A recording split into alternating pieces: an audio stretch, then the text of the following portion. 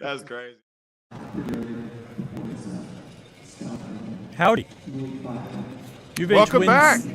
78-49 in kind of an ugly game. Uninteresting. Galen's got the shades on. Has a new hoodie on. I'm sure he's going to try to sell you one of those. Absolutely. Yeah. Brad, Galen, thoughts? I hate the fouling, but outside of that, it was interesting to see. I was happy to see Malik get some extended minutes. I just wish my big guys would stop fouling. I say stop fouling. Stop getting the cheap fouls, guys. You got 5. Save those 5 for hammering people into the ground. Don't get the cheap little reaching calls. We shot terrible, but you look at the shooting and you think, oh man, we were terrible. You still won by 29. You almost covered. You got backdoored, but that's not backdoored. That is what the. I mean, like 5 people bet on this game, but the line was 30. Damn. The ball bounces off the lid down here.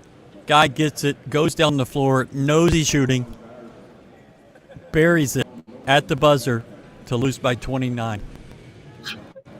That beats. I don't know.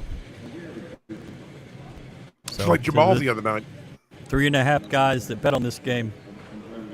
Congrats. Galen, what do you have to say? It was definitely an ugly game, but I feel like these are the type of games where you can kind of hone in on your points of emphasis to emphasize what you know would be important for you to win. What the brutal conference schedule that we're going to face. So we got to stick extended minutes with Zed and League and Mercy. So, you never know when you're going to need those guys, and you never know when you're going to need those guys to have confidence. So it's kind of, these types of games are always good for those types of guys to keep those guys sharp and to keep them ready, because you just never know what can happen in the game for kids who are 18 to 22, 23 years old. Galen, what did you have to drink tonight at Benihana's? We went to Benihana's several hours ago, and I had a water with lemon. Oh, you just seem very mellow. The sunglasses on. Ryan, this is what we call fatigue. Okay. I think Terrence Arsenault had a pretty good night. Man, he and Malik are on the podium with Kelvin right now. Cool. Malik had 10 and 5. Did he have? Nobody called out right. Like JVR and said each had 4. Malik had 2 steals, 5 rebounds, 4 assists. That was a pretty good night. 4 of 7 shooting for him. JoJo had a ho-hum 13 points. Just 3 boards. I'll tell you, as ugly as it was from a shooting perspective, I really don't care about that. What I do care about that had me excited is we're starting to look more and more like the team that we can be. I was really happy to see us. It looked like it was a point of emphasis to get up and down the floor quicker, to push the ball, to see if you can get some cheap buckets. Um, you know, this team doesn't run with much tempo, so the decision making on when to try to push or when to try to push it to the rim and try to score versus pushing and then pulling back whenever there's nothing there.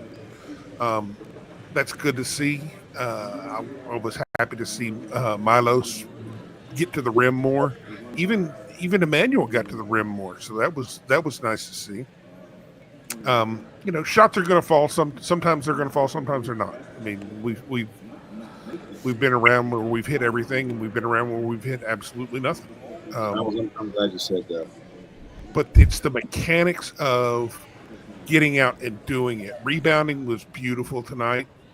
Um, there's a lot of times we get away with rebounding and out rebounding teams just because we're more active.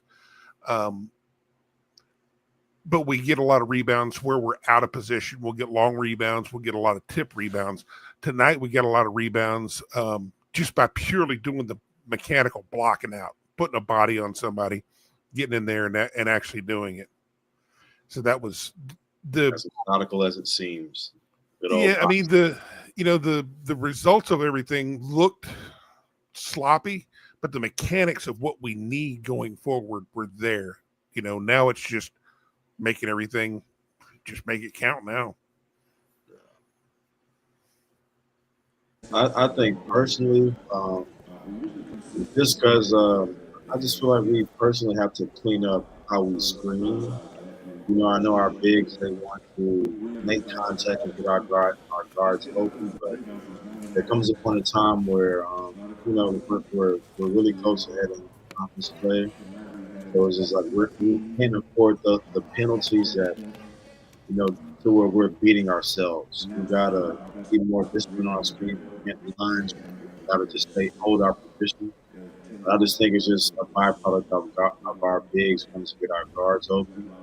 But yeah, but that's just an area that we can clean up because that's an area I feel like we can. And Galen, whenever you're talking about cleaning that up, how do you go about doing that? Are you looking for the postman to just set himself square and just wait? It's funny because we're kind of having that same issue with our team. We have like a couple of really physical bigs, and our coach is like telling them to headhunt. And there's like a lot of times when you're setting a screen, if you can get the guy that's starting the ball to change his position, your job is done. You don't even have to make contact with him. But it's just when you start to see contact after he changes position, which causes you to lean and move, that's when you'll get off an offensive foul. And it's just like that can be a potential play that might hurt us in a game that we might need to win on the road. So it's like we don't have in those areas we can't be sloppy. We gotta reflect the amount of like veteran guys with experience. It has to reflect in those areas. Right. So, Brad, you keep talking about the bad shooting night. You're obviously talking about the 3-pointers, right? Yeah. Because they shot 60% inside the arc, but Nice. Whatever that is, 15% outside it. The thing that I'm looking up at the scoreboard and seeing is U of H was 14 of 18 from the line in the first half. They shot 1 in the second half. That's hard to do. As many fouls as were called in that first half, it's like 3 tired officials just swallowed the whistle for the second half. That's pretty strange. Godfather, I miss how fast you used to bring the ball up the court to get us in the offense. Yeah. But also one thing I can say is,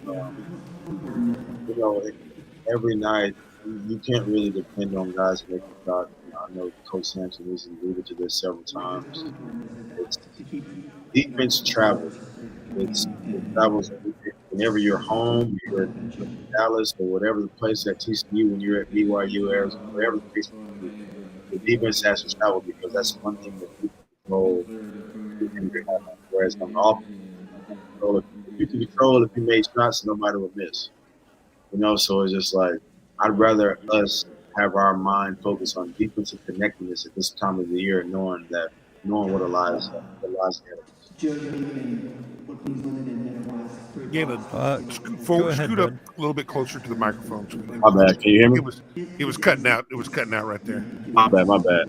Do I No need to problem. repeat what I said? No, No, you're good. it just got a little low for a minute, Okay. but you're My good. bad. This is we're humming. Juwan did not play in the second half. He had his left shoe off and had gone back at the half, came back out, didn't warm up. And then almost as soon as he got in this game in the second half, Emmanuel went out like he did in the first half, went back to the locker room, came back. Got his face. You have stomped some on. history of this time of the year suffering some injuries, and hopefully that Juwan's is not a big deal. He was up and down cheering guys in the second half, so Well, you think it's precautionary. Kelvin said after the game that he could have gone in if they wanted to. Okay. All right. That's good. Just like games like this, which is no disrespect to our opponent, but there's games that we're supposed to win. And whenever you're risking guys who are 1A, 1B on the scouting report, and they might feel something, it's best to pull those guys because we're aware of what lies ahead of us. So it's just like we know our goals, our aspirations. So it's just like we can't risk those guys, getting hurt especially in non-conference games. This was the conference tournament, and this was proceeding, maybe, but Conference tournament. But I'm saying, but it's December, non-conference. It's you don't want to risk that. You don't want to take that kind of risk. Big Sid had it. He was good. He had it in check. He came in ready to follow shit out of somebody. He's going to tackle somebody. Yeah, Big Sid. But yeah, I'm glad he got some minutes, man. He works hard, and it's like the one thing about all of our guys is like they're a group of guys that's bought in, that are willing to sacrifice, and they're trying to do the right thing. So it's like that's just one thing I can respect about all of our kids, all of our players, and even the coaching staff in the program is like they're trying to do the right thing. Between Ced and JBR and JoJo, I believe the three of them combined for 9 fouls in their first 6 minutes of play. That's pretty impressive. It's like they were trying to race. Ced won. I think they were really trying to race, see who could foul out fastest. And Get brought back to the bench. JoJo just decided, you know what? I think I could actually score here tonight. Forget this fouling stuff. The crazy thing is though, like I think that we're watching the emergence of JoJo. We're kind of watching him string and piece together good games, and we're seeing glimpses here and there, and we're just kind of watching him just kind of go through the steps of him figuring it out to where he can make a huge impact the way that we all know that he can. So it's like I'm glad that he's getting these repetitions, and I'm just looking forward to his development. He has all the tools, he has the mindset, and he has kind of like what I call the lack of awareness to where like he can be good. Yeah. Because he's not aware of what he can't do in a sense. So it's like he just has that mindlessness where he can be good, So yeah. It's just like I'm just looking forward to seeing how he develops. Yeah, we're I don't know. Blossoming is it is the word, but it's like it's in a different. It is in fact a word. Y'all are both correct on that. Him and it looks like him and TA are starting to realize who they are. But also that goes to in practice, our coaches breathing confidence into those guys. Like Terrence had a crazy fadeaway in the first. I had to rewind it. I was like, he off one leg and you fell to the ground. I was just like, man, I just remember where this kind of started from. And it's just like the continuous breathing, the continuous, kind of instilling confidence into those guys. it pays off dividends, let alone when you start making shots and those are the shots that you practice. Mm-hmm. Shout out Gwen. Yeah, both of those guys have extremely high ceilings, and both of those guys have the ability and actually have the talent right now to be superstars, and they're just now figuring out that they are those guys, and it's okay to be those guys. You know, I just Talon, like this was the first game where I thought that, you know, you've been high on Terrence and him being this. This is the first game where I was just like, you know what, I agree with that. Like all the tools that he has, the shot making ability, the good positional size. Like I agree with your analysis on that one. Juwan and Mercy just came out with their Frenchies boxes ahead of the tunnel. So Kelvin just said in the post-game presser that Ramon's injury, he didn't play tonight, was the same injury he had before. Whoa. Was the same injury he had before in his hand. It was a tendon. He just fell and put his hand down in practice. I did not hear if he said there was a timeline or anything, so that's one. Juwan was walking fine. He's not quite as soft as I tell him he is. They ran that first play in the game for him, and it felt like it had been a while since they'd done that, but that was pretty nice. Here you go, Galen. How do you feel about Milo's progress running the offense? Personally, like just tonight, I feel like he got up a lot of threes, and I was paying such close attention to him. Like a lot of his threes, a lot of the misses were long. But I just feel he just has to get more acclimated. I still believe that his mindset, due to his positional size, he's about 6'4", 6'3", 6'4", might be pushing 6'4.5". I feel like he can impose his will. You know, he's a big, strong kid. He's solid. He's tall. I still feel like he can impose his will more on the offensive end. But that just comes with more repetitions and more familiarity in our system. But I mean, he'll figure it out. But it's a process. You know, we're watching things from a different perspective than what he's seeing on the court. So it's just like we just have to be patient with that. Ramon is going to have surgery tomorrow and will be out about 5 weeks. So you're looking at maybe 7 conference games, 6. Dang. You can't catch That's a break. not good. No, really can't. Yeah, So there's that. that's ass. Since we're just complaining, no lob game at all this season. Not enough chemistry between Milos and the Big Shed? Question mark. Hope that develops. Galen drinks. Brad sits. Oh, well. I hope it develops too, Connor. Yeah, you got to get everybody on the same page. But Exactly. it also goes to the fact that we weren't consistently rolling to the rack early in the season. You know, if you've got a guy, I mean, you got to get to the rim if you want to lob. We had guys that were kind of hanging back, looking for the open jumper, and you know that's neither here nor there. But you got to put yourself in the position to get the lob. But that's never really been we've never really had that consistently in the way that we run that pick and roll. It's more so been like a secondary attack, where it's, you know, when the offense would break down, at least last year, it'll get back to Jamal, and then, you know, he'd attack, and then the weak side big would help, and then they'd be open for the lob. But it's just like that's not something that is just, you can't just be like, beat this guy off the dribble, make this guy help, throw a lob. It takes repetition, it takes familiarity, and it's just like when you're not familiar in the system, you know, contrary to popular belief, when you're watching on a TV screen, when you're playing, it's a lot faster. But whenever you're familiar, the game slows down and you're able to see those things develop before they happen.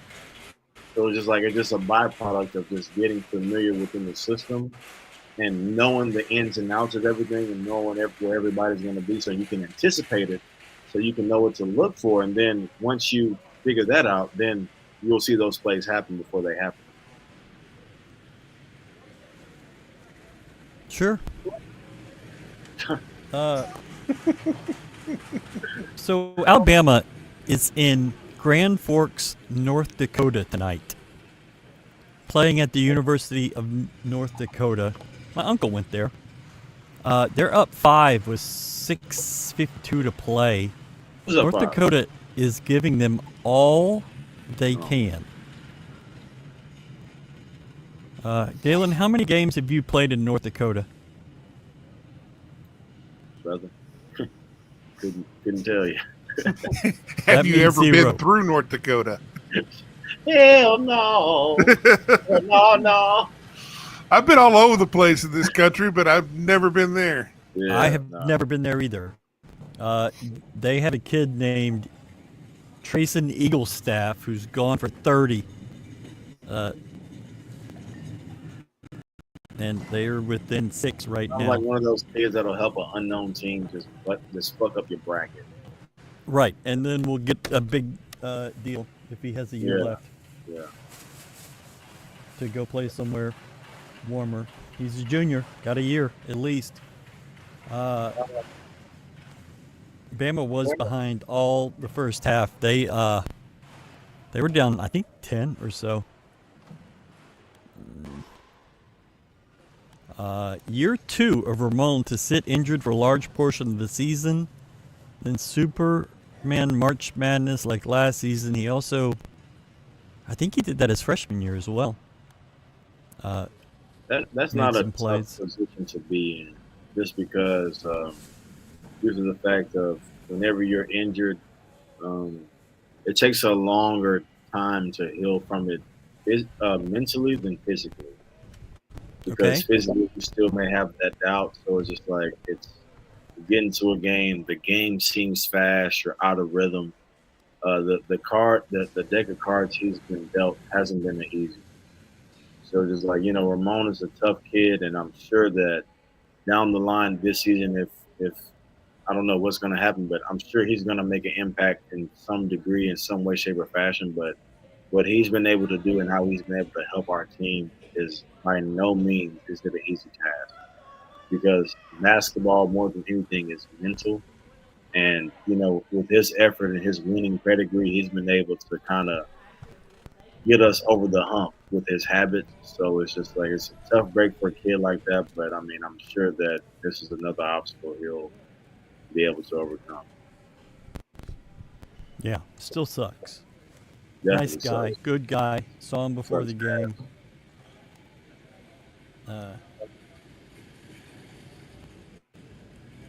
Just looking at some comments. Where do you guys see pre-conference games like this going in the future in regards to possibly more NIL-like tournaments? They won't add tournaments. U of H wants to play NIL games. I think we've talked about that. Yeah, it just depends on what the basketball community comes up with. I think everybody is so scared to do anything right now because you're going to get sued by somebody. If you put more games on the schedule, do you get sued? Does something like that come along? And I would guess that you're gonna see some jamboree type things, maybe 4 or 8 teams at one location on one day. For NIL dollars, but I don't see more tournaments. I don't see the schedule increasing anytime soon. Well, I mean, yeah, if you're going to talk in the near term, you're probably going to see more NIL type games, but in the medium term, you're going to see you're going to see everything kind of blow up, and eventually you're going to have unions and collective bargaining, because it's the only way. That's the only way you can kind of reel this whole thing in. Because I mean, like right now, the quarterback for Vanderbilt just got court approval to come back, An injunction. Yeah. and saying that JUCO years don't count. Uh-oh. So basically, I mean, Here comes Brad. Basically, yeah, I'm back, baby. I'm back. But basically, the courts have eliminated the NCAA. The NCAA no longer exists as a rule-making body because none of their rules can hold up in court. And They're not in charge. That's for damn sure. Well, they're not going to fight it in court because they know that they've got that antitrust mess hanging over them right now. Because anything that they do to push back on anything going on with individual athletes, all it takes is just one lawsuit, and then all of a sudden the whole thing comes crumbling down. And the college presidents have a pretty good thing. They're out there just hiking their skirts for money and taking every dime that they possibly can. Kelvin mentioned it yesterday that there is a lot of donor fatigue, and I think you're seeing it here. Alabama is struggling with big NIL dollars right now. You go play these neutral site games in football, then you get good in basketball, and all of a sudden your dollars are a lot thinner. Your fans are traveling to this, traveling to that, and then you want them to give money on top to players. It's just the best part about where college athletics is small town Big Ten schools and small town SEC schools run it. And those are schools that have dollars and they have fans, but they don't have major dollar fans all over the place. They're small states or rural states. And so you're going to see it peeled back because of those people, not because of schools like U of H or UCLA or something like that. It's got to happen sooner rather than later, and it's going to take somebody stepping up. And I don't know who that is because I haven't seen that person anywhere. What do you mean? What do you mean somebody? Somebody steps up and says, look, I'm running this shit. I'm in charge. We're doing this. You need to come with me. The thing is that's the Supreme Court. I'm talking about somebody in the sport. Well, that's what I'm saying is that nobody's able to do anything unless you say let's put all the money going through the school, make these guys employees, and then give them representation and let them collectively bargain for all the different rights. Because if, as much as I hate it, I support it from the player's perspective. Get every dime you can and get it every year that you can, because it's not going to last. It's not going to last. I was violently opposed to the idea of unions, but how this has gone the last 2 years, I think it might be the only way to make it work. Well, it is, because that's the only way that you can kind of reel in the salaries. Yeah. And that's the only way that you can put some kind of teeth into getting players to stay or having them have multi-year contracts. That's the only way that you can at least try to implement some form of salary cap. Because I mean, right now you can on a basketball team you can have 5 guys making $1 million, and then everybody else making $50. You know, so, I mean, the one thing this conversation makes me think is just how screwed you were, Galen. Do what? Well, I mean, Galen basically was on the last train out of town before all this started, and could have been one of those $500,000 guys. But yeah, such is life. Well, I mean, my whole objective was to leave a program better than it was when I found it. So You definitely have legacy, Mission accomplished. yeah, but it's dollars kinda like dollars don't. with the G League. I'm with I'm on like a committee with the players and whatnot, and it's just for the guys who are before us. When they come back and talk to us, they're like, "Damn, y'all are getting shit that we never could even imagine having." And it's just like, well, the guys after me, they're going to be getting stuff that I couldn't. You know what I'm saying? So it's just like it's all about just leaving something better for the people that that follow you. So it's just like, am I jealous of the? Let me not say jealous, but like, do I wish I could have had that opportunity? Absolutely. But it's just like, man, these guys, I know the work I put in, and I'm sure they put in similar work. So it's like, you guys deserve what y'all are getting, So it's like, I just know that, I believe in God. So it's like, whatever's for me is going to be for me on the back end. So it's like, I ain't paying it too much sweat, but yeah, I'm just glad that now our guys, they're being, they're being compensated for what they bring to the table. Go support Galen's NIL at onesubstantial.com. You feel me? Come support your boy, man. Yeah. All right, when are those coming out? What's happening? Well, I got this is actually like a team issued hoodie, so like everybody on the team is gonna have one of these, and theirs is gonna have something else that only people on the team are gonna have, but that all of our supporters, they'll be able to get one. I mean, it depends on when Bishop gets them, and whenever he's able to issue them to the guys. So it's just, I'm in no rush, but I'm just Can I get one of the team ones? Yeah, for sure. Yeah, you gang for okay. sure, right? For sure. I didn't think you were going to say yes to that. So Towns, right. Towns. I'll Towns, just we I'll might just tape some together. I'll get you a blanket with Houston showing on. A giant tarp, a nice tent.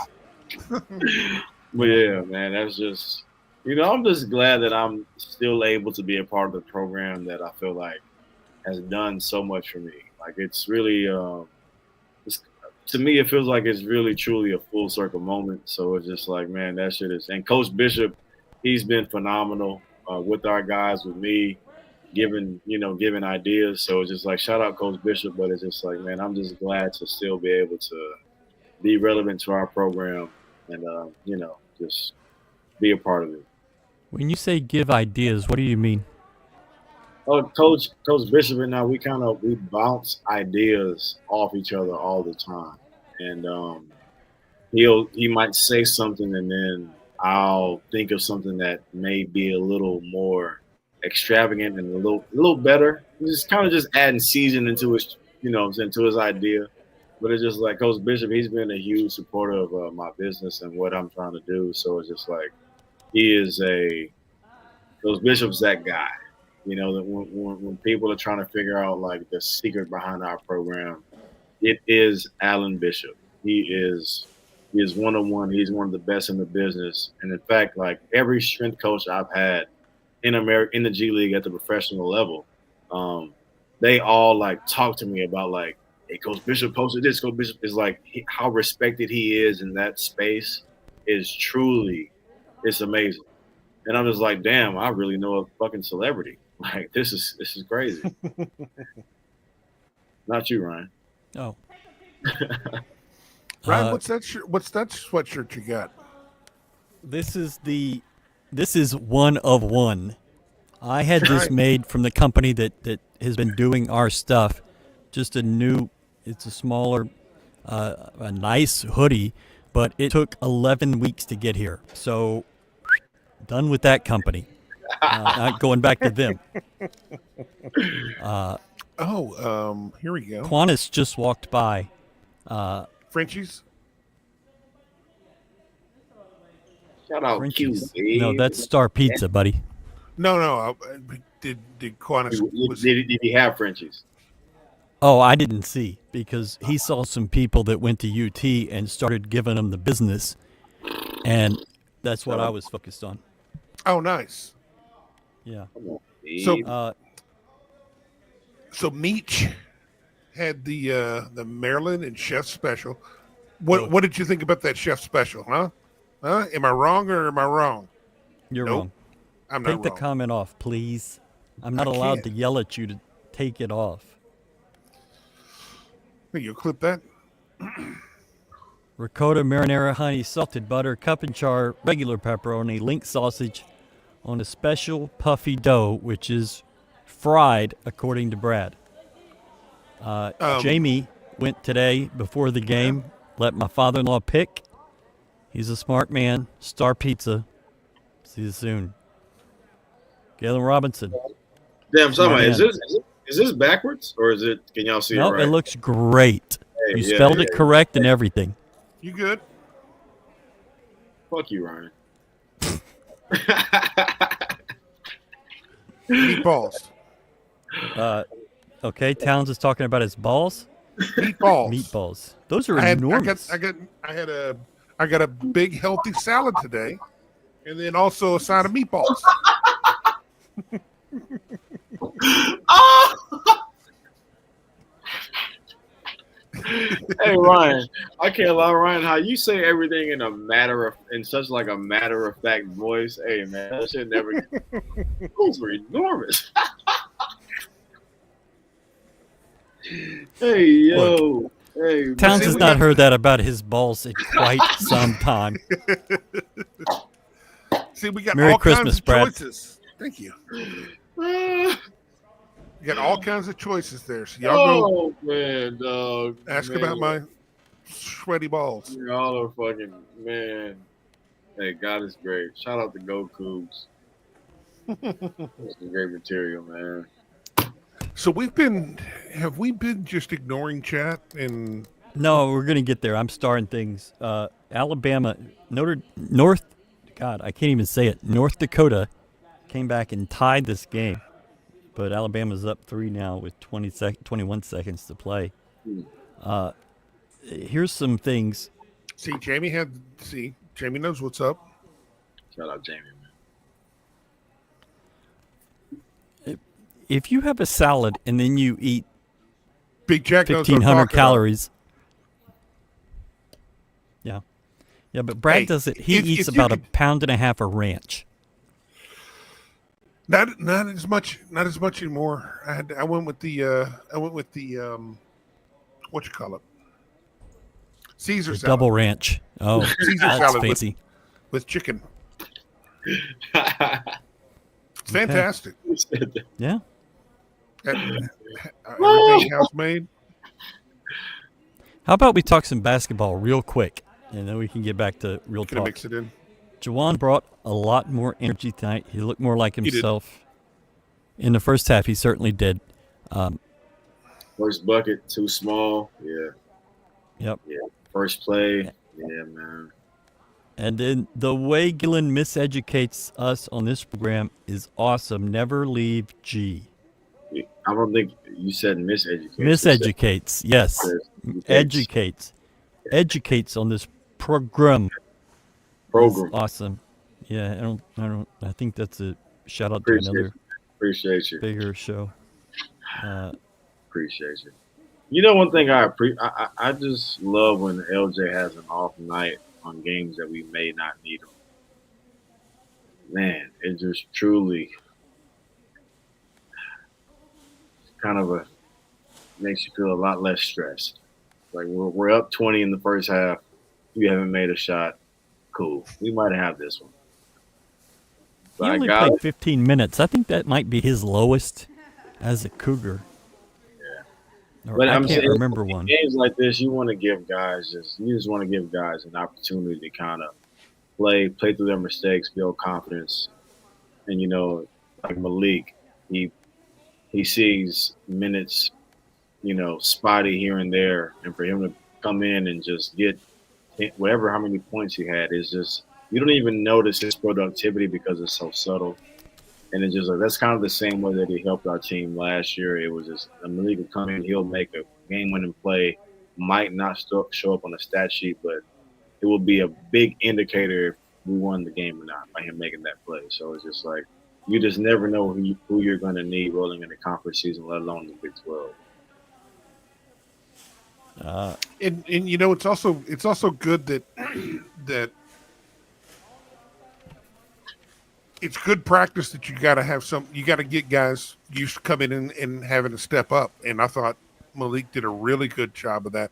And I think one of the key things that he brought is he brought a lot more energy and a lot more pace to the game. Because that, man, I'm telling you, we gotta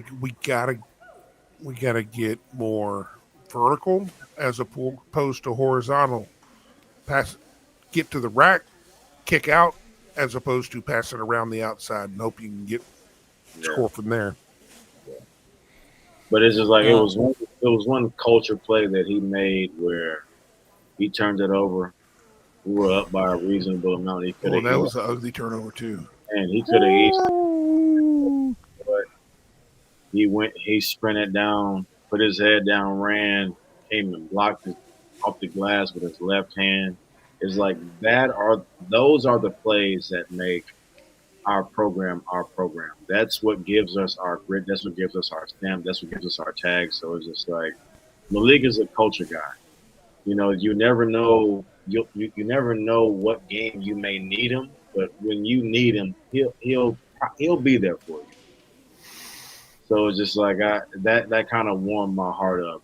You know, him making him making that type of play, because that's who we embody. That's who we are as a program. He got the ultimate stare down from Kelvin after that turnover. I'm sure. And I'm sure that stare down propelled his sprint. Like, yeah, I got to get back on this one. And once he blocked that shot, Kelvin just turned his head like, all right, I'm done. I'm done with you. I got what I wanted out of that. Attaboy G, 5-star perspective. Galen, mission accomplished in leaving a legacy. That's pretty cool. Galen sleeps well at night knowing his current and previous grandfather deeds. Maybe godfather. Hope it's not grandfather. Not at all. Here's a great question. When do those 5-star work ethic shirts drop? We think this is the best idea we've had in this podcast in a year and a half of doing this. I think you should do it. Gee, seriously, you should trademark a 5-star work ethic logo. Yeah. 1 second. Gonna let Ryan down and say Brad was right about the chef special. Sorry, Brad, we lost you for a minute. I mean, you should be used to it by now. I don't know what happened. Error somewhere. Sorry, Brad, we lost you for a fucking hot second. Oh, man. This is fucking elite, man. This is Galen coming to any of the games anytime soon. It'll probably be closer to February.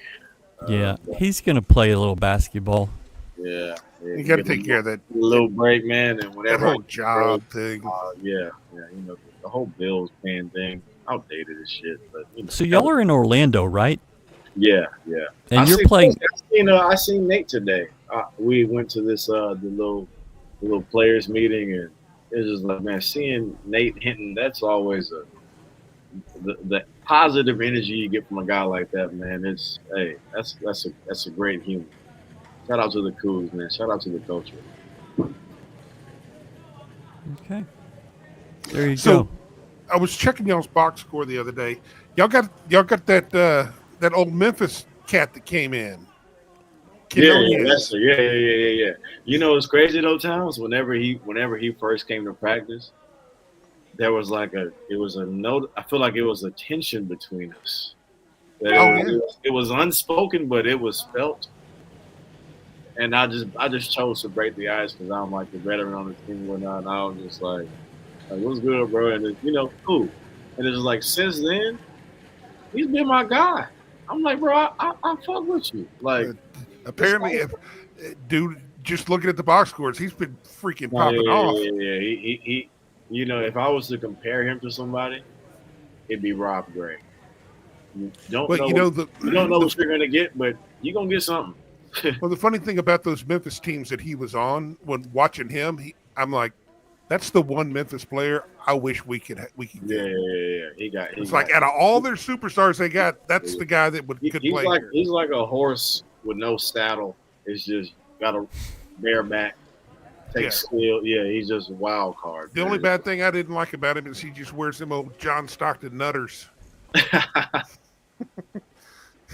Them old-timey shorts. No, but no, he's a cool dude, man. It's crazy. I've been teammates with a number of Memphis guys, and they've always we're kind of cut from the same cloth. I feel like, you know, in terms of how our chemistry that we develop. Alabama won. Well, I don't know about it. It's funny. Damn, why the abrupt change of subject, Ryan? Well, they just it went final. He's not getting any attention. I don't care about Memphis players. I mean, fuck Penny. The ultimate stare down. I think those are the best. I think Malik wears sleeves because that's where he keeps his tricks. And Great. Malik That's shows hard. up when you need him. Ramon does too. Accurate on both. Just culture guys, man. Yep. Culture guys. You're gonna always need a culture player. We don't really want Bama to lose, though, but going to Grand Forks, North Dakota, and playing in a 3,000-seat arena and losing would have been hilarious. Now, they do something I love. They go to a senior's home state to play a game, and they have a kid from North Dakota on their team, and so they went to play a game in his home state. I love that. I think everybody should do that. That's tough. I think The coach is Nate Oates, right? Or am I tripping? Mm-hmm. Yeah. I mean, that's a pretty cool thing. Now that you're recruiting guys from Idaho and Arizona, you're going to get Arizona games. You know, I think that would be a really cool thing to do. We'll see how that works out, but Jack, you're going to get there. I believe in you.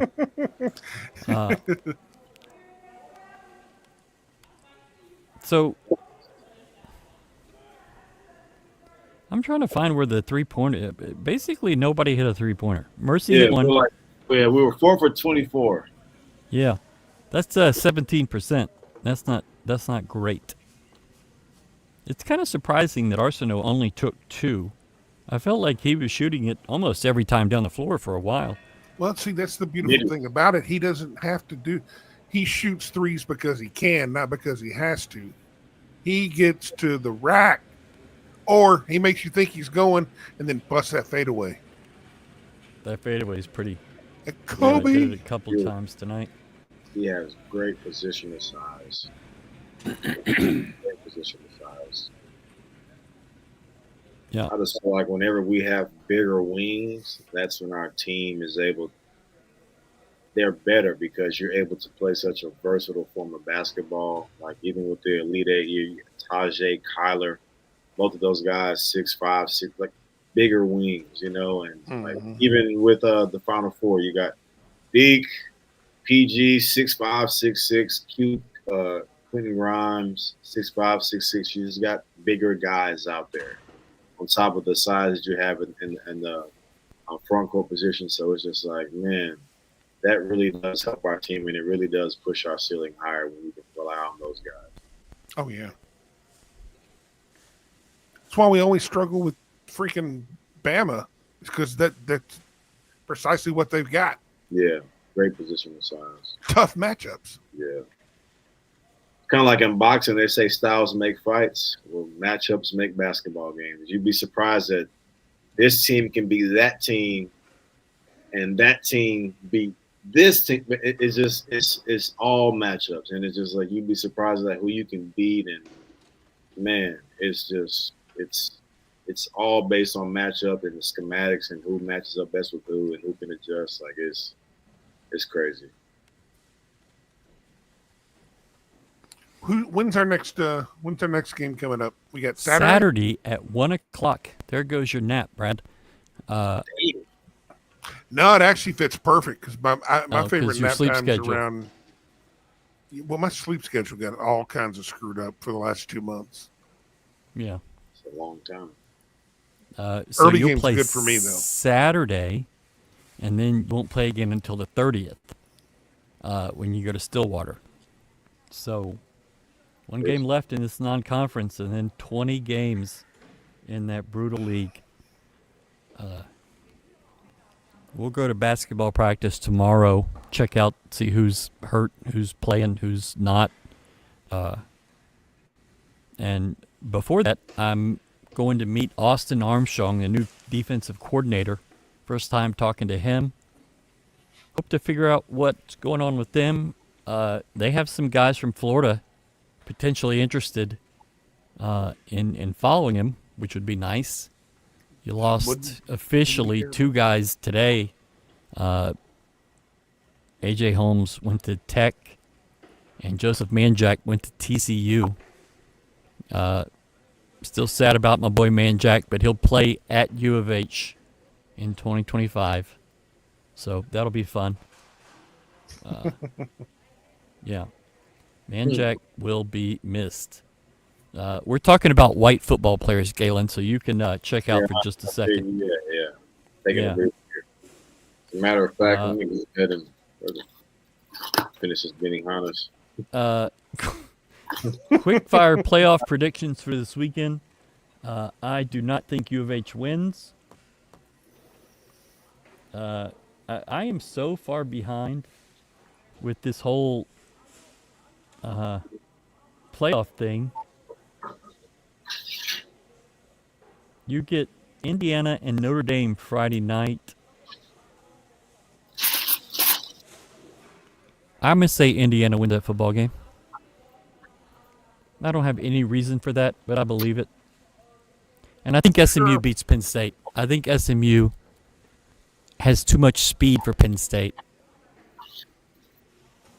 And then Texas is going to win, and I think Tennessee beats Ohio State. That's my playoff predictions. I wouldn't bet those, especially if you lost tonight on the line. We'll see. And if I give you my picks, then you're just gonna have to treat it like the inverse Kramer and go against everything that I say. Brad, what is your initial thoughts on the hiring of Armstrong? I don't know a whole lot about the guy, honestly. I don't know. Do you trust what he's done? What has he done? Do you trust what fans say? If their fans are anything like our fans, then they're pretty much idiots. And I've been around Florida fans a few times to know that most of them are idiots. They're the worst. Jort wearing freaks. Hate those guys.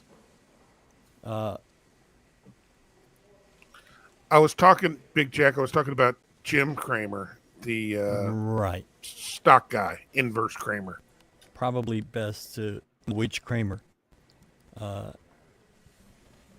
you're referring to. Not Cosmo. I know less about him than basically, well, anyone. I just don't have any strong opinion on it at this point. See what it looks like in the spring, and probably still won't have any opinion on it because, before you saw Shieldwood's defense at OU, you really didn't know what you had. I mean, they were okay in the second half against UNLV, but how much of that was them turning it off and just running out the clock? I think we talked here for about a month and a half that as much as we like the defense, a lot of people thought it's just because the other teams played bad. Yeah. And it took, 3 months for people to figure out that we actually had a pretty decent defense. I'm less concerned about the defense and more concerned about the offense. Yeah. And you just have to I mean, just enjoy it. Just have fun. Baseball's coming up, and that's going to be pretty good. So, yeah, just enjoy it. My bar for next football season is to make the Pop-Tarts Bowl and win that trophy with a functioning toaster. I saw this online, thought it was a joke. I guess it's not. It actually works this year. Yeah. Off topic, but Sam Houston State's new coach is Phil Longo, so that was a choice. Yeah, that was, the weird thing about Phil Longo is I've heard his name up for so many jobs for the last 15 years. What did that tell you? I couldn't tell you where he's ever coached at. I couldn't tell you whether he's been worth a shit anywhere. But I just hear his name every single year. And it seems like he is like next in line for some of those, Ryan will be able to tell you who, some of those SEC coaches that spend an entire career coaching at every single school in the SEC. They'll go John Chavis, Tommy Tuberville, those kind of guys. Yeah. All the assistant coaches who you'll have an offensive line coach that coach at like 8 SEC schools.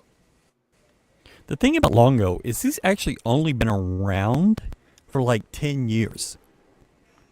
But he has an agent that is working his ass off because you always hear his name. He was the Wisconsin. Yeah, he was the Wisconsin defensive or offensive coordinator a year ago, making $1.25 million. Got fired, and then went to Sam Houston to make virtually nothing, and is now going to be the head coach there, and still make half of what he was making at Wisconsin. So go figure. So you saying that you said what does that tell you? Well, what should it tell us? Well, it tells you that he is a really good agent. Because if you're hearing about the guy every year and you don't even know who the guy is, that says he's got a good agent with good contacts with the worst kind of media. What's G eating? Being honest, splashing meadow, medium rare on the steak. They cut it up into small pieces. Were they flipping shrimps in your hat? No, not me, brother. Nah, we don't play none of that. They just keep launch them in the back of your hoodie. Man, that shit was so good. What was the first thing you said before the steak? Splashing Meadow, that's what it's called. Splashing Meadow? Splash, letter N, apostrophe, Meadow. Splash in Meadow. Oh, whoever's watching. Towns has a body spray called Splashing Meadow. Just listen. We give great recommendations here on. Just listen. Get the Splashing Meadow. You won't be steered wrong. Maybe steered wrong. This is a great leadership playing here. So we've gone an hour. And we haven't mentioned the kid in the arena that was dancing. And y'all probably don't know it because you weren't here. But there was a kid that they showed on the Jumbotron in the first half. And he was a little thicker.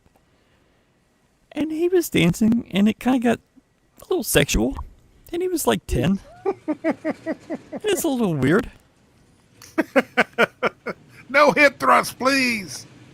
But then, at some point, someone must have talked to him, told him, look, we're going to show you again, but you're going to do cool stuff. And to his credit, they showed him in the second half, I think during Sweet Caroline, and he was awesome.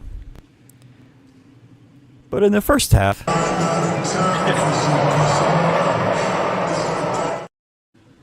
I'm just saying, I did not disconnect Towns this time. He did it to himself. Oh, man, that's good. That's crazy. So, good for him. Boy, Towns, it's weird that there he goes again.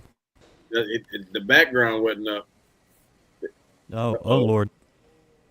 No background. Gotta work it. Caroline. Oh. Y'all don't need to see that girl tied up against her will.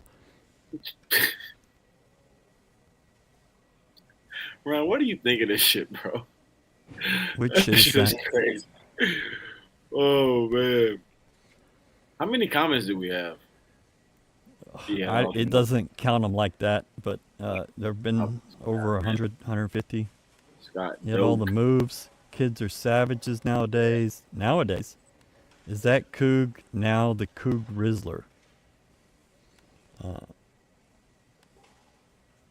I'm a little too old to really understand this whole Rizzler thing, but I'll figure it out eventually. Well, after it's done being a thing. Yeah, well, after it's done being a fad. Yeah. Oh man. Galen, do these long layoffs help or hurt this team? You have another long one after Texas A&M before conference. I'd say with this, it depends on which type of team you have. We have a group of guys who it's more so a veteran-heavy type of team, and we've been more so. Our key guys have been kind of injury plagued, so I feel like time off like this, our guys they know what to expect. The majority of our team, all of our they've been to the tournament, they know what it takes to get there. So times like this, they I feel like they kind of help teams like ours, whereas let's say you have a team that's more they're younger, you're trying to rebuild the culture. You have guys who haven't been there, less experienced. It might hurt that team because they kind of need the reps to stay fresh, and they kind of need the reps to give them, I guess, continuous experience. So I feel like for our team that we have right now, I feel like a long time off, it helps our guys, and also with our coaching staff, there are also a lot of an extended period of time to kind of review the film and see the things that we did wrong and hone in on the things that we have to focus on for what's ahead of us. So yeah, I definitely think that these long periods of time are beneficial to us personally. Someone else might have a different opinion, but I think that it helps us.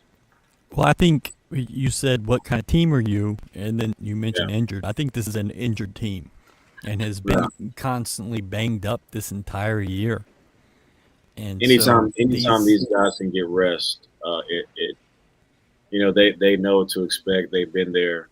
So it's anytime they can get rest and kind of heal up and kind of take some pressure off their legs and whatnot, it helps tremendously. Brad? What?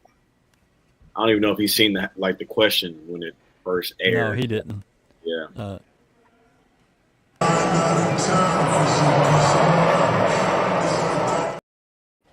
It's the old. That was you. That's damn near Towns 60 years ago.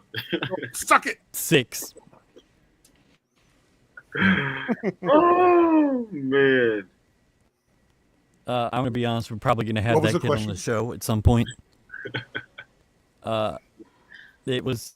Does this long layoff help a team like this? I think it. Well, I mean, you would like to be able to kind of get into a rhythm, but I think Galen was on the.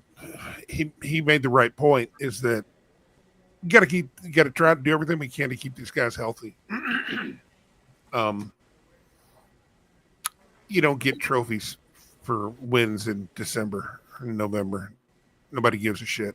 Well, I mean, apparently people do care, but I'm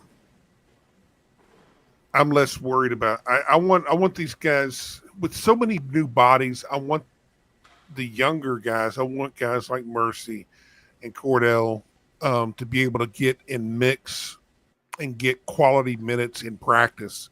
More practice minutes, the better they're going to get. That will translate when we're going to need them. That's a fact. You just never know when we're going to need them. But the more that they can get integrated, the better. And that's. I'm sure you're going to have to. These guys are going to go hard against each other in practice, so it's as close to a game as you could possibly get with an empty arena. So I mean, I get frustrated because I can't watch them play, but I think it's good for them, given that we're about to go through a gauntlet. And if we thought last year was tough, this year is. You got 2 more games, and there is no time off. There's not a day off. No, you get 2 games a week, and after the first 3 games, you go to Stillwater, then 2 home games. Then you go to Manhattan, Kansas, come home for a game, to UCF, then home for a game, then Lawrence, then Morgantown. That trip is going to be brutal. Probably going to be 2 trips. Lawrence, come home, and then Morgantown. Then you get 2 games at home, then Boulder, Colorado, then a home game, then 2 games in Arizona. I mean, it's like I'm thinking that maybe I shouldn't travel to all those. I've already taken UCF off the board, so not going to do that one. I think we've got an early schedule that on paper looks like we should be able to jump out, but road games are rough. And TCU is not bad. BYU is good. Home games. No, I mean anywhere you go on the road, it's a tough place to play. In this, you're gonna have 10 really hard games on the road. Yeah. Yep. And you start at Stillwater, you end in Waco before going to that dumbass conference tournament that I hate that they should just boycott. But yeah, I'm not a big fan of that. But you have 20 games in right at 70 days, and that's rough. I live in Scottsdale, and I'm so happy we have this as an outlet to stay plugged in and keep up the work, guys. Keep up the work, guys. Thank you, Michael. We appreciate that. Appreciate it. I'm up well past my bedtime to do this, and thankfully Saturday. Ryan, you don't have a bedtime. What does that mean? I really like that going to bed part, though. Yeah, just because you go to bed at 9 o'clock Right. doesn't mean you stop scrolling until midnight. No, I read. I try to turn the mind off, but it doesn't work.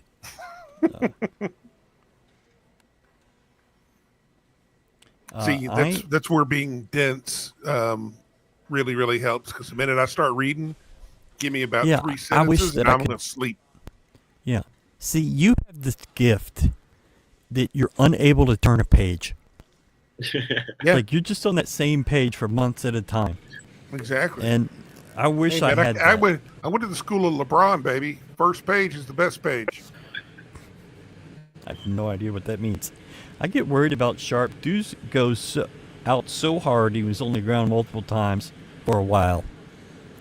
So his nickname is Crash. Crash. Because that's who he is. And, I mean, it's just who he is. And if he wasn't that, he would be 3/4 of the player that he is. I mean, it's that effort and energy that makes that guy who he is. I just think that with E-Man, I made this again in my notes, but his development really stands out to me, because I just remember the type of guy he was when he first got to our program, and now he's comfortable. He's way more than just a shooter, an outside threat. He's able to put the ball on the floor, and he has the pace and the patience to draw you fouls. When he gets to the line, he shoots it 85+%. So it's just like he has truly taken advantage of those. Them sessions are development. Coach Bishop in the weight room, he has taken advantage of all those tools, and you can tell in how his game has improved. Like I don't know if there's anything that whenever he's on the offensive, even defensive, but whenever he's kind of hunting his offense on the offensive end, I don't know if there's anything that I'm like worried about him. I feel comfortable with him taking any shot.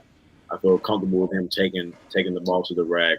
Like it's just his game has truly elevated and and he looks comfortable. He doesn't look like he's doing it out of like, oh, I got to do it. He looks like, oh, I'm reading the defense and I'm reacting to it, and therefore that's what I'm playing off of. There is one tiny thing I wish he did better, and that's after he makes a bucket, they come back down to the floor and he gets the ball and he shoots it. I don't think his shooting percentage is very good on that second one. I wish he were just a little better on that. But that is such a minor thing. I love the way he plays what and his Coach all-out Sampson energy. would say to that. You know what Coach Sampson would say to that? He'd say, son. Shut the fuck up. He'd say, son, Miss America's walking by and you're worried about the blanket on her foot.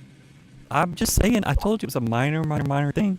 You got a good looking woman and you worried about a corn, brother. Listen, that's insignificant. Look at everything else. Martin Lawrence, you don't fuck a feet. You might. Oh, no, I'm about to close this shit up.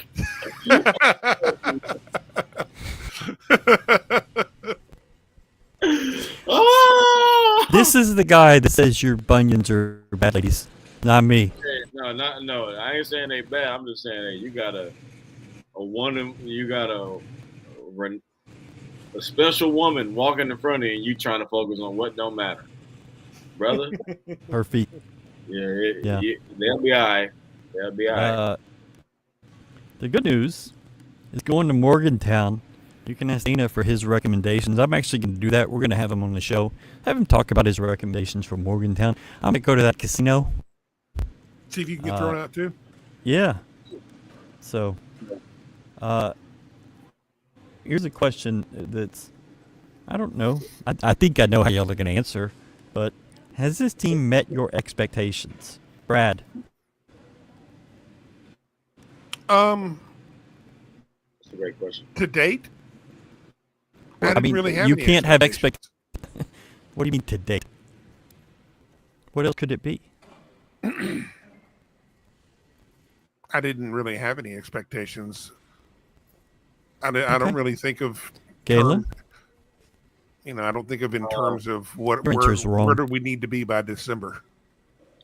Yeah, I feel like we all have an opinion, but when you bring in new guys and there's guys who are in season dictating roles, obviously when you first see those guys and the depth chart, so to speak, for the season, you have the most optimistic perspective. So you think they're like, oh, we acquired this, he's this, he's that. And it's just like, well, he's this and he's that, but he's also playing for Coach Sampson. So that's going to take some growing pains. That's going to take some trial and error. That's going to take some hard days, some uncomfortable days, some demanding days. So is this team where I expected? I can't say that they are. I feel like they may be, due to the standard that I hold those guys and our coaching staff, I'd say they're a bit probably behind schedule, but that's because you got to take into context. When you got a guy like Jamal and you've been spoiled by him, it's you get accustomed to certain things and you realize that things that we have got accustomed to, those aren't normal. You don't get guys who are first team All-American. Those aren't common. There's only 5 of those. So it's just like it's selfishly you get accustomed to that and thinking that it's your normal. Kind of like a girl who's dating out of her league or vice versa. He's like, you got lucky that time, brother. That wasn't, you know what I'm saying? So it's just like you got to be patient with this team. You got to dial it back and just know that it's a work in progress. But at the end of the day, win, lose, or draw, we should stand behind our guys and know that they're doing everything they can to, guarantee to give us and put themselves in position for a chance to win a game. If you're just talking about record, 7-3 is not what anybody expected. If you're talking about effort, it's there. But the number of guys on this team that went through off-season surgery, is pretty high. Crazy. Yeah. JoJo and Terrence and Juwan and who am I missing? LJ, I think, had a surgery. Yeah, LJ. Yeah. And so I think Kelvin told us that. Ramon, did he get no? Well, he's about to. But Yeah. I don't think he did this off season. Yeah. But you have a lot of guys coming back. Some of them, I think Terrence and JoJo weren't back till September. And go figure, they may be the two most advanced on this team. But, you know, Javier's had injuries all year. Juwan has had a couple different things. So has Emmanuel. Now Ramon. Jacob McFarland. I mean, there's just a lot. I think if you come out of the gate in conference where you think you're going to, and you're 5-1, 6-1 to start, everybody's going to be happy. If you come out and stumble, well, then Alabama and Auburn and San Diego State probably are going to be more what people dwell on. I mean, any loss, it's the fucking world ends. Well, I don't have to tell me. The world ends. I'm the one that sees the messages. I know. I wish more people emailed Brad and told him I get their them feelings. too. I know. I want more people to do that. I just don't reply. Yeah. You know, I feel like you said, our effort hasn't been the question, which is, you know, that's probably more times than not going to always be the case. But I feel like I'm rewatching Narcos, one, because I'm trying to work on my Spanish, and it centers around Pablo Escobar and his associates, and you know, and they had encountered an issue, and then his partner told him, you need to narrow your focus. And so, like, I feel like with our guys, it's kind of narrowing your focus from effort to mentality. And it's just like, yeah, you can give effort, you can work as hard as you want to work, but it's just like, if it's aimless and it has no end goal, I just feel like it doesn't get anything accomplished. Whereas, like, I kind of equate this to Milos. It's like, there's no doubt. I mean, I feel like I'm extremely critical of him because of the position that he plays and how important that he is, and how good how high his ceiling is. But you're gonna play hard. That's a given. That's a non-negotiable. But it's just like your mentality while doing so is what's going to be the biggest difference maker for our team. It was like, I just feel like our guys, like, yeah, their effort is going to be unquestionable every night, because that's the baseline. But it's like your mentality within giving that effort, I feel like will be a big determining factor of the outcome of the game. I was really nervous about where you were going with that Narcos thing. I thought it could go in a whole different direction. Yeah. Hold on, did I land the plane? You did. Okay. There was some turbulence, but you got there. Turbulence. And you got there pretty well. Yeah. You got there. I mean, it was a little bit out there, but you got there. No, I just had to show that, like, because I watched that, and it was just like, man, probably you got to narrow your focus, and it's just like, sometimes what you're looking at, you got to change how you're looking at it, you know, just to dictate a certain outcome. So, why did you think that Narcos was your best option for working on your Spanish? Because the show is in Spanish. Okay. And it's a good show. That's well, I mean, I would have never thought watch a TV show and that'll help me with my Spanish, but then again, I've never tried to pick up Spanish. You know, when they speak multiple languages, and if you ask them how they learned it, they'll tell you TV. So I'm just doing what the guys, you know, I'm just taking the advice of guys who are smarter than me and trying to get where they are. You ain't gotta reinvent the wheel, baby. Yeah, I'm just following the recipe that was. You know what I'm saying? That's all I'm doing. Shit. That's fair. Okay, there you go. See, I learned something, and that's the whole. Ryan, I like that about you. What's that? You have like a secure mindset. It's like if you think something and somebody like tells you something else and you can recognize its validity, you be like, yeah, that's right. And there won't be no bullshit after. It's just like, yeah, that's right. Moving on. Like, that's a great quality to have, brother. I know that everywhere in life, I mean, everybody has a thing or is just really smart in an area where I just don't know anything. So shut up and listen. Yeah. Right. I'm getting to the point where when Brad tells me food is good, okay, I'm getting there. It probably is. You got a point. Look, if it's good, that shit probably elite. That shit is stellar. I mean, I'm not going to be talking about no fine dining and stuff like that. No, you're not. Under the radar. Yeah, for sure. Yeah. For sure. Not wonderful. Good. It's like a slogan. It seems that TA got extended minutes tonight. Yeah, the longer he was in, the higher quality started to truly show. He can be all that once he's starting. This is one of those good problems. I don't know if there's a spot for him to start as long as Juwan is in the lineup. The starter. If Juwan and Emmanuel, I agree, because with JoJo and JV, one of them's going to be out in the first 4 minutes with 2 fouls. So he played the second time. most minutes on the team, not starting. So it's just like, but it's like back when that stat is very telling of how important Terrence is to our team.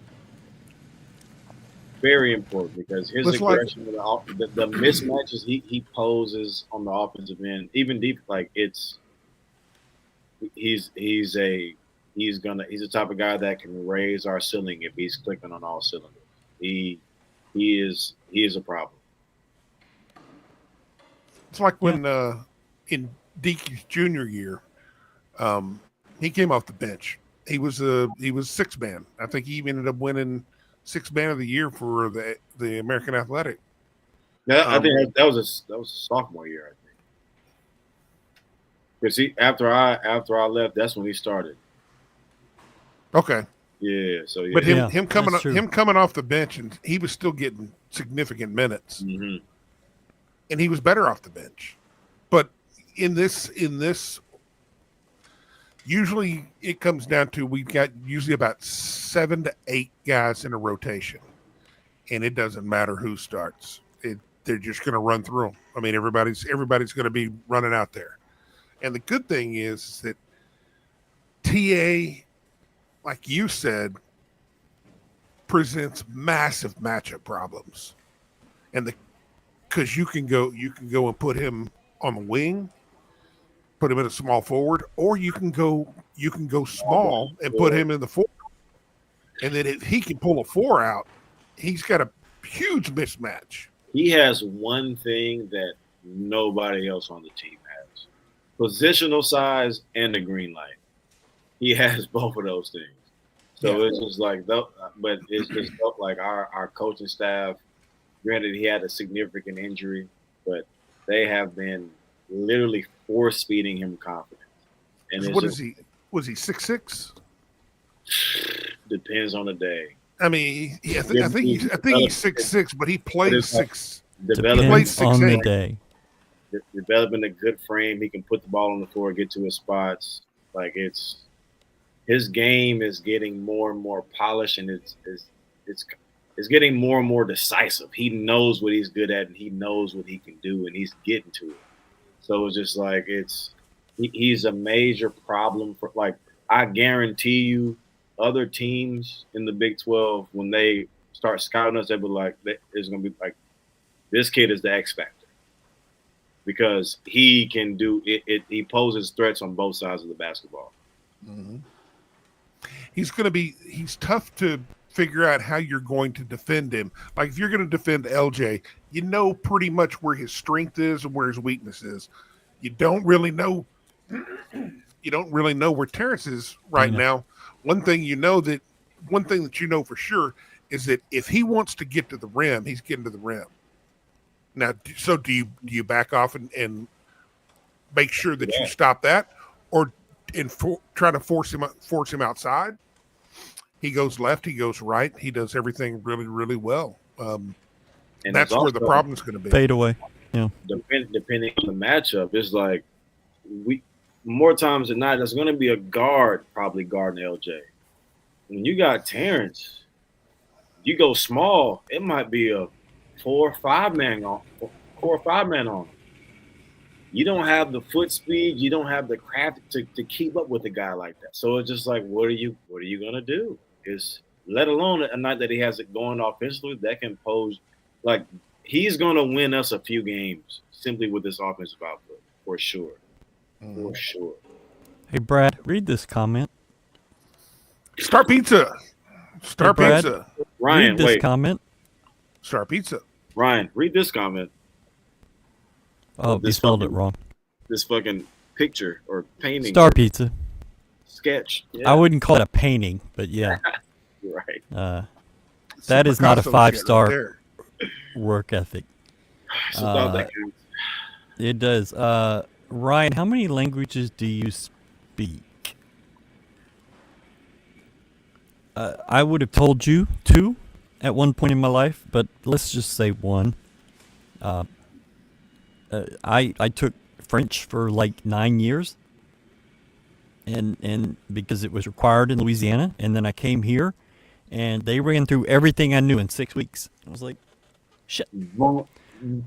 Bonjour. Nearly had it. Nearly had it. I really thought I knew it. Oh man. Oh. Galen is someone who also speaks Spanish. It is a good idea to watch TV to learn it. I watch Monday Night Football and NBA in Spanish to improve it. I watched a lot of LSU football in Spanish.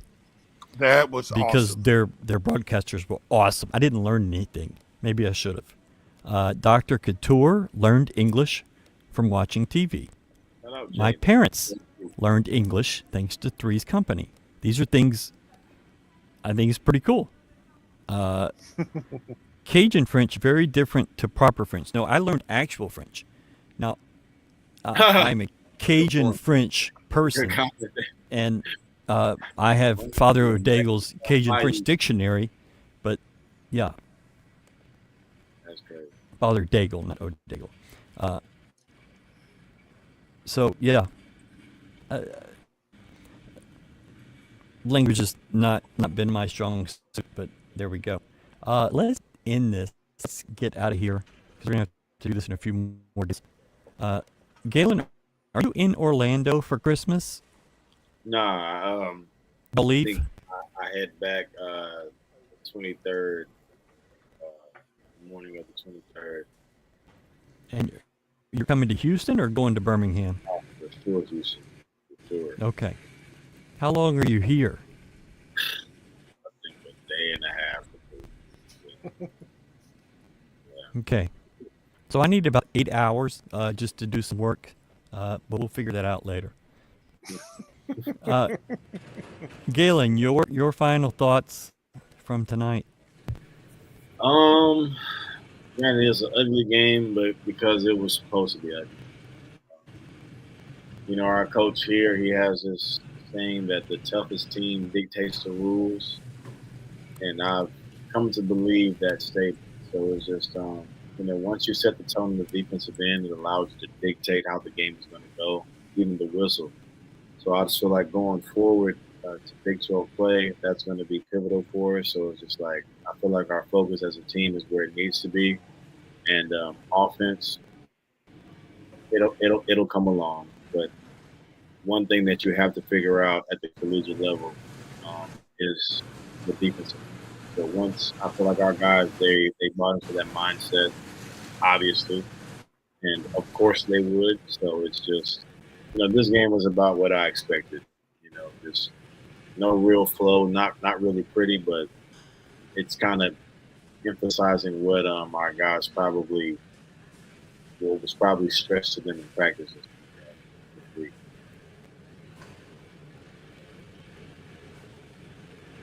Oh, you want my final thought? Another win. Chalk it up. It's the holiday season. Fucking enjoy the damn wins. Yeah. Enjoy them. Enough bitching about wins. Yes, if we do X when we play X, then it could be bad. Nobody cares. Enjoy the win. It's funny to me how people say like, "Oh, if you did this against Kansas or whoever, you did this." No shit. We be a completely different team. Like just mentally, our guys going into that game, you playing against some guys that can beat your ass. It's like, no disrespect to our opponent, but for Toledo to win, there have to be a lot of shit that went right. So like our guys would be in a different mind space heading to those games that people may refer to. So it's like that's kind of like a false equivalent here. And we can get donkey stomped like we did last time, or when we were up there. Did you? I mean, that's just the way it is. And you know what? How you play today is not how you're going to play tomorrow. Just enjoy it. Have fun. It's the holiday season. Smile. It's sports. Smile. It doesn't mean anything other than entertainment. So let yourself be entertained, please. I don't believe you think that at all. Huh? You don't think that at all. I don't think that about. I'm just going federal on that damn. Yeah. With we've got a Hall of Fame coach. Oh, He's proven time and time again that we build to march, and this is part of the building process. The silver lining in all this is the fact that we have critiques on the basketball that we're playing now is proof that we, as a team, we have room to grow. It wouldn't be good if we were just sitting there like, yeah, these guys have it all figured out. It's like, well, shit. Why would you want to have it all figured out in December? So it's just like these guys have room to grow. They have room to improve. So that's where they should be. So it's just like it shouldn't be an issue for anyone. If you had beaten Auburn and then you went to Vegas and you won that game in overtime and then you beat San Diego State and you were sitting here 10-0, the expectations from the fan base, from the outside, the media, would be enormous. And I don't think that's healthy. I don't think that's good. Not in December. Well, the crazy thing is, I think this would be way worse if you had a 10-0 team. Yeah. And I think Kelvin would be the crankiest guy in town. Yeah. So I've been on his team when he was the last. We were the last undefeated, right? Oh man, terrible. Because no one had figured out how to show you how you were wrong, so he had to do it. And I imagine he did. My final thoughts is I have a theory about referees. And those guys that work too many games in a row, back to back to back, are a problem. Tonight you had a guy working his 12th straight night. You had another guy working his 8th straight night. And one working 6 out of 7, I believe. That always means a heavy whistle in the first half. Those guys have no legs. They need stoppage all the time. And that's what you got tonight. 2 pretty good refs. One I don't really know. But that's what you got. And that's one of my 2 or 3 theories in sports. That when you get those kind of situations, you're going to get a heavy whistle with some tired legs. And you're going to shoot a lot of foul shots. Now, you didn't have that in the second half. I can't explain that. But that was your night tonight. I don't really have any final thoughts. I mean, this is a win. It's fine. You can get one more game before they go home for Christmas. they'll probably be back Christmas night. And we'll see. How was Coach's attitude during postgame? He looked fidgety, just on the screen. And that has a meaning. I don't think a good meaning for the people that are going to practice tomorrow, but we'll see. You know, Ryan, it was one of our head trainer here. He's an Iowa State guy, so me and him, we give each other shit, just talking hoops and whatnot. And so after practice today, we were talking. I was just saying, I was like, "Wait, bro, what you got going for the rest of the day? You know, we're in Orlando and whatnot. You know, it's the rest of the day to ourselves." And he started talking about it was a coach. I forget at which university, but it was a D1 school, and he was talking about nobody wants to see blowout wins against lesser competition. We want to see good games, this and that. He was just he told me that team had played a Division II school and lost. That would be Green Bay. Yeah, who lost Wisconsin, this morning to Michigan. Yeah, and it's just people don't realize that there are good players. It's hard to win a game. Coach Sims used to always say those guys are on scholarship too. They're trying to beat you.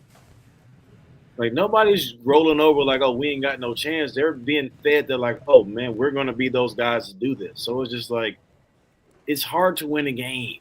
The other team is also trying to win. They also have an agenda. So it's just I feel like people have to be cognizant of that and just you know what?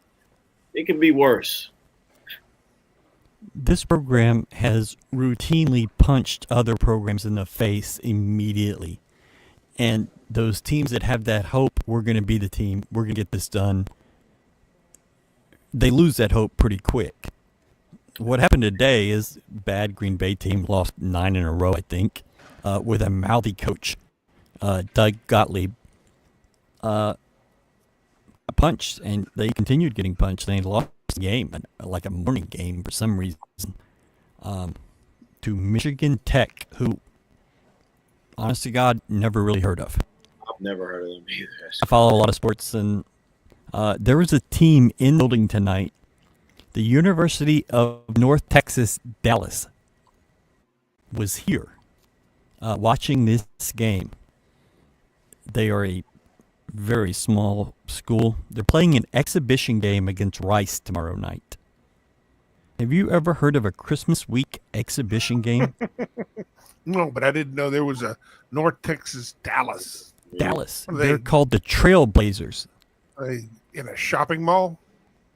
That would be ideal. I don't know. Towns, you gotta chill, bro. Yeah, that's not nice, Brad.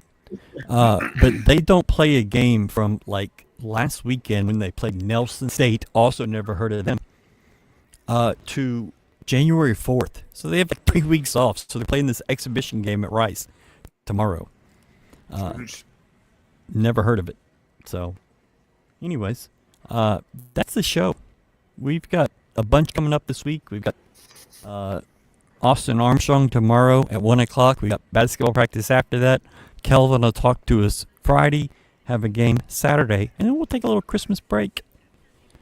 Brad, you could have Tuesday and Wednesday off. Sweet. Yeah. Merry Christmas. I'm going to drink pudding. I believe that. Are you talking like that heat and serve? I'm talking about Jell-O serve? pudding and pour it in a jug and drink it. Oh, see, no, I like that one that you have to actually cook. Nanner pudding. You put the milk in. Whew. I love that stuff. Eat it hot. Yeah. What? You never had, you made your own, on the stove? Yeah. Jell-O pudding. Yeah, you eat it hot. What? Oh, it's so good. You should try it. That explains a lot, dude. No, why would you not eat it hot? You cooked it on the stove. Man. I mean, No, you got to put it in the on the refrigerator. stove? If you put it in the What's the refrigerator, then point? you get the little skin on the top, which is the best You part. don't eat the whole, you fat fuck. You don't eat the whole thing right then. Why are you going to eat it hot? What the hell's Oh, wrong it's so with you? good. I'm going to try it. Look, one time you listen to me about food. No. It's good. All right. Thank you all so much for joining us. For whatever reason, we just did 100 minutes on a game against, who was this? Toledo. And we come here to shoot the shit, man. We just have yeah. a good time. The clock Appreciate hit. y'all. Yeah.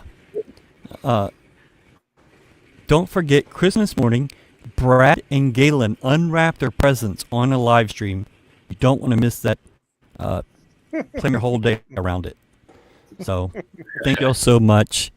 Star Pizza, GoCoogs.com, One Substantial, and CougFans.com. Thanks.